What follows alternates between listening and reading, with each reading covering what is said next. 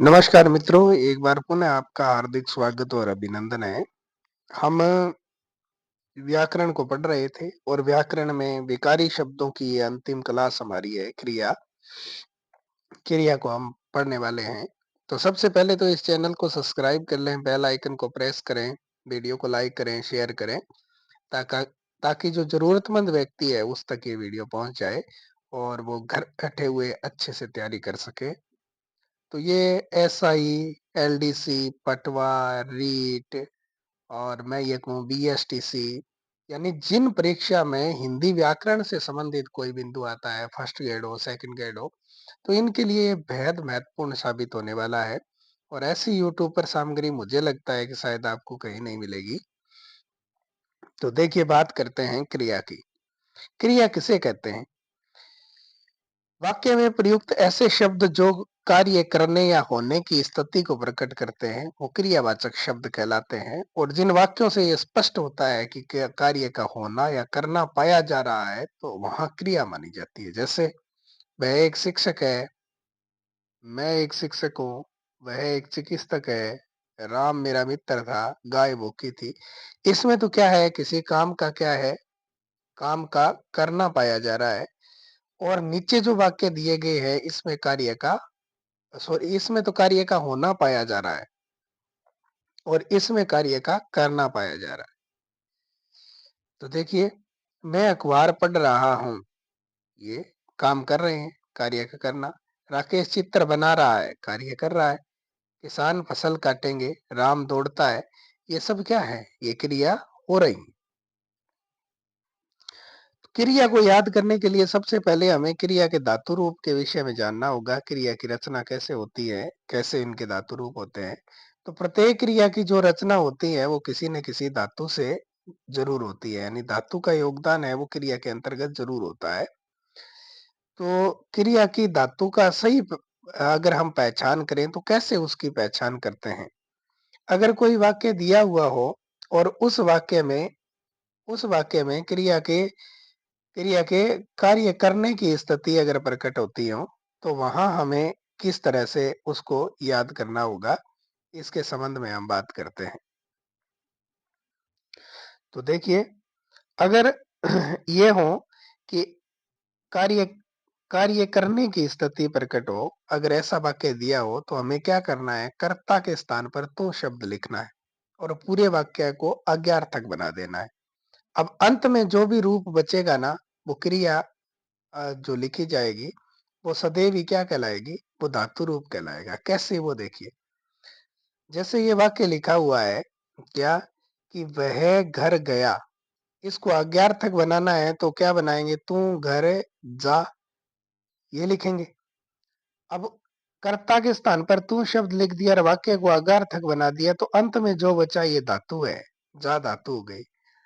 तो ऐसे ही तू घर चल, इसमें चल धातु हो गई। महेश सच बोलता है, तू सच बोल, तो बोल धातु हो गई।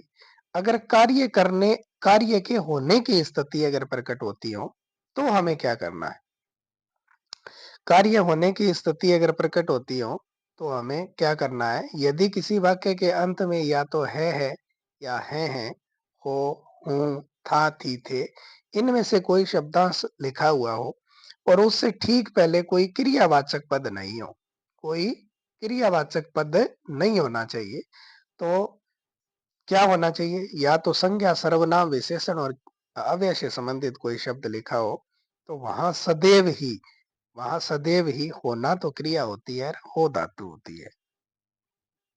जैसे ये वाक्य हैं, इनसे पहले संज्ञा, सर्वनाम, क्रिया नहीं है, बल्कि अव्यय, विशेषण से संबंधित शब्द लिखे गए हैं। और इसके वाक्य के अंत में है, हैं, हो, था, थी, थे हैं। तो इनमें क्या करना है, हमें होना तो क्रिया माननी है और हो धातु माननी है। अब बात करते हैं क्रिया के वर्गीकरण की। क्रिया का वर्गीकरण जब हम करते हैं तो इनको तीन बड़े आधारों पर इनको बांट सकते हैं। कर्म के आधार पर, काल के आधार पर, प्रयोग और रचना के आधार पर। कर्म के आधार पर क्रिया क्या होती है? देखिए, कर्म के आधार पर जो भी क्रिया होती है उस क्रिया को हम मुख्यतः निम्नानुसार वर्गीकृत करते हैं। कर्म आधारित क्रिया, और दो भेद उसके होते हैं, अकर्मक क्रिया और सकर्मक क्रिया। अकर्मक क्रिया के दो भेद होते हैं, अपूर्ण अकर्मक और पूर्ण अकर्मक। इसी तरह से सकर्मक के भी दो भेद होते हैं, अपूर्ण सकर्मक और पूर्ण सकर्मक। फिर अपूर्ण सकर्मक क्रिया है, इसका तो कोई भेद उपभेद होता नहीं है, लेकिन पूर्ण सकर्मक क्रिया है, उसके दो भेद होते हैं, एक तो एक कर्मक क्रिया और एक द्विकर्मक क्रिया। चलिए बात करते हैं अकर्मक क्रिया की। अकर्मक क्रिया की परिभाषा होती है जिसमें जिसमें कभी कर्म की आवश्यकता ही नहीं पड़े, यानी कर्म के बिना ही वाक्य का पूर्ण भाव स्पष्ट हो जाता है, तो वहां अकर्मक क्रिया होती है। दो इसके भेद होते हैं, अपूर्ण अकर्मक और पूर्ण अकर्मक। अपूर्ण अकर्मक क्या है? हमें तीन क्रिया का ध्यान रखना है, एक तो होना, एक लगना और एक निकलना। ये तीनों क्रियाएं जहां कहीं भी प्राप्त होती हैं वो सदैव ही अपूर्ण अकर्मक क्रिया मानी जाती है। लेकिन हमें एक बात ये भी ध्यान रखनी है कि इस क्रिया में कर्म की आवश्यकता तो नहीं पड़ती, लेकिन एक पूरक शब्द की आवश्यकता पड़ती है, यानी संज्ञा, सर्वनाम, विशेषण या अव्यय से संबंधित कोई न कोई शब्द की आवश्यकता पड़ती है। जैसे ये वाक्य लिखे गए हैं, वह एक अच्छा लड़का है। अब लड़का शब्द जातिवाचक संज्ञा शब्द होता है, तो होना क्रिया रो धातु है, होना हो गया। वह मुझे ईमानदार लगता है, तो लगना हो गया। बेईमान निकला तो निकलना हो गई, है ना। आगे बात करते हैं पूर्ण अकर्मक क्रिया की। पूर्ण अकर्मक क्रिया में न तो कर्म की आवश्यकता पड़ती है, न ही किसी पूरक शब्द की आवश्यकता पड़ती है। जो हमने चार क्रियाएं छोड़ी थी, होना, लगना, सॉरी, तीन क्रियाएं छोड़ी थी, होना, लगना और निकलना, इनको छोड़ करके जिन क्रियाओं में कर्म नहीं होता, वो सदैव ही अपूर्ण अकर्मक क्रिया होती है। अब कैसे पहचान करेंगे कि इसमें कर्म है कि नहीं है? तो हमें क्या करना है, उस वाक्य से क्या से प्रश्न करना है, और क्या का अगर कोई काल्पनिक उत्तर प्राप्त होता है तो क्रिया फिर सकर्मक होगी, कहने का मतलब उसमें कर्म होगा। और क्या का कोई उत्तर प्राप्त नहीं होता है तो अकर्मक होगी। तो बालक रो रहा है, बालक रो क्या रहा है, यानी कोई उत्तर नहीं। बालिका हंस रही है, बालिका हंस क्या रही है, तो कोई उत्तर नहीं। तो मेरे कहने का अर्थ है यहाँ पूर्ण जो है अकर्मक क्रिया मानी जाएगी। आगे बात करते हैं सकर्मक क्रिया की। सकर्मक क्रिया में प्रधान क्या होता है? कर्म ही प्रधान होता है, यानी जहां पर कर्म हो वहां सकर्मक क्रिया होगी, और कर्म के बिना वाक्य का पूर्ण भाव स्पष्ट नहीं होता है। दो भेद इसके होते हैं, एक तो अपूर्ण अकर्मक होता है और एक पूर्ण सॉरी, एक तो अपूर्ण सकर्मक होता है और एक पूर्ण सकर्मक होता है। अपूर्ण क्या है? अपूर्ण में हमें चार क्रियाओं का ध्यान रखना है, एक तो मानना, समझना, चुनना और बनाना। ये चार क्रियाएं अगर कहीं प्रयुक्त होती हैं तो वहां पर हमें पूर्ण सकर्मक क्रिया, अपूर्ण सकर्मक क्रिया माननी है। अब बनाने से अर्थ चयन करने से है, और पूरक शब्द की आवश्यकता तो बनी ही रहती है। जैसे ये जो चार वाक्य लिखे हैं, मैं उसे बहन मानता हूँ, तो मैं उसे क्या मानता हूँ? बहन। क्या का उत्तर प्राप्त हुआ? तो कर्म हुआ। तो वह मुझे भाई समझती है, वह मुझे क्या समझती है? भाई। हमने मोदी को प्रधानमंत्री चुना, क्या चुना? प्रधानमंत्री। मोदी ने कोविंद को राष्ट्रपति बनाया, क्या बनाया? राष्ट्रपति, है ना। तो चयन करने के भाव में आता है। तो मानना, समझना, चुनना और बनाना, ये चारों क्रियाएं अपूर्ण सहक्रमक होती हैं। अब बात करें पूर्ण सहक्रमक की, तो इन चार क्रियाओं को छोड़ दें और बाकी जो क्रियाएं जिसमें कर्म होता है वह सदैव सारी ही क्रियाएं क्या कहलाएंगी? सहक्रमक क्रिया कहलाएगी। लेकिन ध्यान ये रखना है, कर्म की आवश्यकता पड़ती है इसमें। क्या से प्रश्न करें, क्या का जो भी उत्तर प्राप्त हो तो क्रिया सहक्रमक होगी। जैसे बच्चा क्या पढ़ रहा है? पुस्तक। सचिन क्या खेलता है? क्रिकेट। वह सदा क्या दूहता है? दूध। उसी ने बोला था, उसी ने क्या बोला था? सच बोला था कि झूठ बोला था, है ना। तो कहने का मतलब इसमें कोई न कोई कर्म प्रदान है। अब बात करते हैं पूर्ण सहक्रमक जो क्रिया होती है। पूर्ण सहकर्मक क्रिया के दो भेद होते हैं, एक तो एक कर्मक और एक द्विकर्मक। याद रखना है, जब किसी क्रिया में एक ही कर्म हो और उस एक कर्म को हम अलग अलग नामों से जान सकते हैं, उस कर्म को हम प्रधान कर्म कह सकते हैं, मुख्य कर्म कह सकते हैं, या निर्जीव कर्म कह सकते हैं, इसका प्रयोग हुआ हो तो वहां एक कर्मक क्रिया होगी। केवल क्या का उत्तर आना चाहिए। मैंने क्या खरीदे? आम खरीदे। मैंने क्या खरीदे? आम और केले खरीदे। राकेश ने क्या बनाया? चित्र। किसानों ने क्या लगाए? पेड़। है ना? तो कहने का मतलब क्या का उत्तर जहां प्राप्त होता है केवल क्या का, तो वहां एक कर्मक क्रिया होती है। द्विकर्मक क्रिया में दो क्रम होते हैं। एक तो प्रधान क्रम होता है, एक तो प्रधान क्रम होगा, और उसके अलावा एक गौण क्रम होता है। इसकी क्या पहचान होती है? इसकी पहचान होती है क्या और किसको या किसने। है ना? इन प्रश्नों के उत्तर, कोई काल्पनिक उत्तर प्राप्त होता है तो क्रिया जो है वो द्विकर्मक होती है। जैसे अध्यापक ने छात्रों को पाठ पढ़ाया। क्या पढ़ाया? एक उत्तर तो प्राप्त हुआ कि पाठ पढ़ाया, और दूसरा उत्तर प्राप्त हुआ किसको? तो छात्रों को। है ना? अब बात करते हैं आगे। यदि किसी वाक्य में देना क्रिया का प्रयोग हो रहा हो और वहां जिसको दिया जाता है उस शब्द में संप्रदान कारक माना जाता है, अतः ऐसे वाक्यों में क्या या किसे या किसको दोनों उत्तर प्राप्त होते हैं, तो भी हमें द्विकर्मक क्रिया नहीं मान करके एक कर्मक क्रिया माननी है। क्या? कि केवल संप्रदान कारक जो है वो प्राप्त होता हो और देना के भाव में हो। जैसे राजा ने भिखारी को धन दिया। अब किसको? भिखारी को। क्या दिया? धन। दोनों उत्तर प्राप्त हो रहे हैं लेकिन संप्रदान कारक हो गया, इसलिए यहाँ एक कर्म क्रिया होगी। गुरु ने शिष्य को ज्ञान दिया, राम श्याम को पुस्तक देता है, तो संप्रदान कारक हुआ। प्राचीन जो वैयाकरण है वो देना क्रिया को द्विकर्मक क्रिया में शामिल करते थे। अतः परीक्षा में इस तरह का कोई प्रश्न आ जाए, देना क्रिया हो, तो एक कर्मक और द्विकर्मक दोनों में शामिल किया जा सकता है विकल्प के आधार पर। अगर एक कर्मक दिया है तो एक कर्मक करना है, नहीं दिया है तो फिर द्विकर्मक करना है, दोनों दिए हैं तो फिर दोनों करने हैं। है ना? जैसा प्रश्न यहाँ दिया गया है। द्विकर्मक क्रिया का प्रयोग नहीं हुआ है तो इसमें नहीं हुआ है। राजा ने भिखारी को धन दिया। और द्विकर्मक क्रिया का प्रयोग हुआ है तो बाकी क्रिया में एक कर्म आ रहा है, लेकिन यहाँ द्विकर्मक है तो द्विकर्मक मान लेना है। अच्छा, कई क्रियाएं ऐसी होती हैं जो नित्य ही द्विकर्मक क्रिया होती हैं। ऐसी क्रियाओं की अगर हम पहचान करें तो नित्य ही वो द्विकर्मक क्रिया होंगी। ऐसी क्रियाएं 16 होती हैं जिसमें दो दो क्रम आते हैं। कौन कौन सी होती हैं? एक तो दूहना, मांगना, पकाना, दंड या सजा देना, रोकना, पूछना, चुनना, कहना, उपदेश देना, जीतना, मंथना, चुराना, ले जाना, हरण करना, खींचना और ढोना। ये 16 क्रियाएं हैं। ये सदैव ही किस में आती हैं? ये सदैव ही द्विकर्मक में आती हैं। ये आपको याद कर लेना है। इनकी एक अच्छी सी ट्रिक बना करके आपको याद कर लेना है। ऐसा प्रश्न पेपर में पूछा जाता है। जैसे ये प्रश्न पूछा गया, निम्न में से नित्य द्विकर्मक क्रिया है क्या है? तो बाकी क्रियाएं दे दी, इसमें मांगना हुआ शामिल, तो मांगना इसका सही उत्तर हो जाएगा। चलिए बात करते हैं आगे इनके अन्य विशेष नियमों की। यदि किसी वाक्य में स्वतः संपादित होने वाली क्रिया का प्रयोग हो रहा हो, अर्थात क्रिया अपने आप घटित हो रही हो, तो वहां अक्रमक क्रिया मानी जाएगी। जैसे बूंद बूंद से घड़ा भरता है। उत्तर तो इसमें है क्या भरता है? घड़ा। लेकिन फिर भी अक्रमक क्रिया माननी है क्योंकि ये अपने आप घटित हो रही है। पेड़ से पत्ते गिर रहे हैं, ठूंड खड़ा है, रस्सी ऐंठती है, उसका सिर खुजलाता है, तो उसका उत्तर क्या है? उत्तर होने के बाद में भी हमें एक इसको अकर्मक क्रिया मानना है।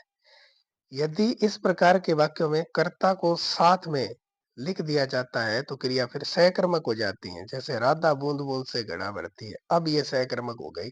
रमेश पेड़ से पत्ते गिरा रहा है, अब कार्य अपने आप नहीं हो रहा लेकिन किसी कर्ता के द्वारा इस कार्य को किया जा रहा है, इसलिए ये सहकर्मक होगी। आगे देखिए, यदि किसी वाक्य में गति अर्थ वाली क्रियाएं जैसे आना, जाना, चलना इत्यादि क्रियाओं का प्रयोग हो रहा हो एवं उसके साथ आने, जाने, चलने का स्थान भी लिखा हुआ हो, तो वो क्रिया सहकर्मक होगी। और स्थान नहीं लिखा हुआ तो अकर्मक होगी। जैसे सुरेश घर गया, अब स्थान लिखा हुआ है, मैं स्कूल जा रहा आया, बच्चे विद्यालय चले गए। है ना? आगे बात करते हैं हम काल के आधार पर क्रियाओं की। काल के आधार पर क्रियाएं तीन प्रकार की होती हैं। तीन प्रकार के हमारे काल होते हैं: भूतकाल, वर्तमान काल और भविष्यत काल।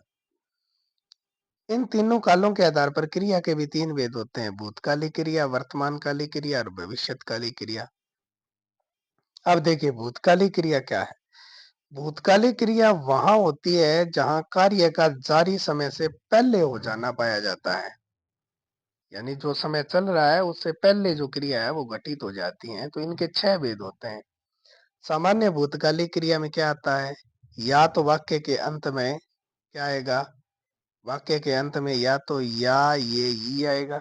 नहीं आएगा तो आ, ए और ई आएगा। तो ऐसे में हमें सामान्य भूतकालिक क्रिया मान लेनी है। जैसे अगर अपन देखें तो दिनेश घर गया, वे दिल्ली पहुंच गए, मैंने एक सांप को देखा, है ना? तो इसके अंत में या तो आ, ए और ई आ रहा है, या, ये और ये आ रहा है ना? तो इसमें सामान्य भूतकालिक क्रिया मानी जाएगी। आसन भूतकालिक क्रिया क्या है? ऊपर वाले ये शब्द यानी या, ये, ई या फिर आ, ए और ई इसके साथ हैं और है यानी बहुवचन में है और है लिखा हुआ हो तो आसन भूतकालिक होगी। या फिर किसी वाक्य के अंत में चुका है, चुकी है, चुके हैं, चुका हूं, चुकी हूं ये लिखा है तो भी ये आसन भूतकालिक क्रिया होगी। जैसे दिनेश घर गया है, मैंने अनेक सांप देखे हैं, उसने खाना खा लिया है, वह खाना खा चुका है। तो इसमें आसन भूतकालिक। पूर्ण भूतकालिक क्रिया कहाँ होगी? जहां पर उपयुक्त ये जो शब्द हैं वो लिखे हों, या, ये लिखा हो या आ, ए, ई लिखा हुआ हो, उसके बाद में था, थी, थे ऐसे कुछ लिखा हुआ हो, या फिर चुका था, चुकी थी, चुके थे ये लिखा हो तो पूर्ण भूतकालिक क्रिया होगी। जैसे दिनेश घर गया था, वह खाना खा चुका था, मैंने अनेक सांप देखे थे, राधा ने चाय पी ली थी, ये हो गया पूर्ण भूतकालिक। संदिग्ध भूतकाल की अगर हम बात करें तो या, ये लिखा होगा, या फिर आ, ए, ई लिखा होगा, इसके बाद में होगा, होगी, होंगे ये लिखा होगा। ऐसा नहीं है तो चुका होगा, चुकी होगी, चुके होंगे ये लिखा हुआ होगा तो वहां पर संदिग्ध भूतकालिक क्रिया मानी जाएगी। जैसे दिनेश घर गया होगा, उसने खाना खा लिया होगा, राधा ने चाय पी ली होगी, वह खाना खा चुका होगा। अब बात करते हैं अपूर्ण अक्रमक क्रिया की, अपूर्ण भूतकालिक क्रिया की। इसमें वाक्य के अंत में रहा था, रही थी, रहे थे ये आएगा। ये नहीं है तो करता था, करती थी, करते थे ये आएगा। जैसे वर्षा हो रही थी, बच्चे सो रहे थे, मैं टेलीविजन देख रहा था, मैं बचपन में बहुत पढ़ा करता था, या वह बचपन में बहुत खेला करती थी। ऐसे वाक्य आ जाएं तो अपूर्ण भूतकालिक हमें मानना है। अंतिम भेद है इसका हेतु हेतुमंद भूतकालिक क्रिया। भूतकाल की कोई शर्त अगर रखी जाए तो फिर हेतु हेतुमंद भूतकालिक क्रिया होगी। इसमें लिखा होगा यदि, अगर, वाक्य के पहले लिखा होगा और बीच में तो शब्दांश लिखा होगा तो आपको क्या करना है? हेतु हेतुमंद भूतकालिक क्रिया करनी है। जैसे यदि तुम मेहनत करते तो अवश्य सफल होते, मेहनत नहीं की तो सफल नहीं हुए। तो शर्त रखी गई भूतकाल की, अगर मैं आगरा जाता तो ताजमहल देखता, नहीं गया तो ताजमहल नहीं देखा। यदि वह मेरे पास आता तो मैं तो अवश्य सफल हो जाता। आगे बात करते हैं अन्य नियमों की। यदि किसी वाक्य के अंत में था, थी, थे लिखा हुआ हो और उसके ठीक पहले कोई अन्य क्रियावाचक शब्द नहीं हो, कोई संज्ञा, सर्वनाम, विशेषण या अव्यय से संबंधित कोई शब्द लिखा हो तो सामान्य भूतकालिक क्रिया मानी जाएगी। जैसे कुआं प्यासा था, बच्चे भूखे थे, मेरी वह मेरी बहन थी। तो ये क्या हो गया? ये किस क्रिया में? सामान्य भूतकालिक क्रिया में जाएगा। और यदि किसी वाक्य के अंत में बैठना, सोना क्रियाएं के साथ हुआ था, हुई थी, हुए थे जैसे क्रियापद लिखे हुए हों तो वहां अपूर्ण भूतकालिक क्रिया होती है। बंदर पेड़ पर बैठा था, बच्चे कमरे में सोए हुए थे, गाय पेड़ के नीचे बैठी थी या सोई हुई थी। तो इसमें हमें क्या मानना है? इसमें हमें अपूर्ण वर्तमानकालिक क्रिया मान अपूर्ण भूतकालिक क्रिया है वो माननी है। आज के लिए इतना ही। आगे हम पढ़ेंगे वर्तमान कालिक जो क्रिया है उसको नेक्स्ट वीडियो में। तब तक के लिए धन्यवाद।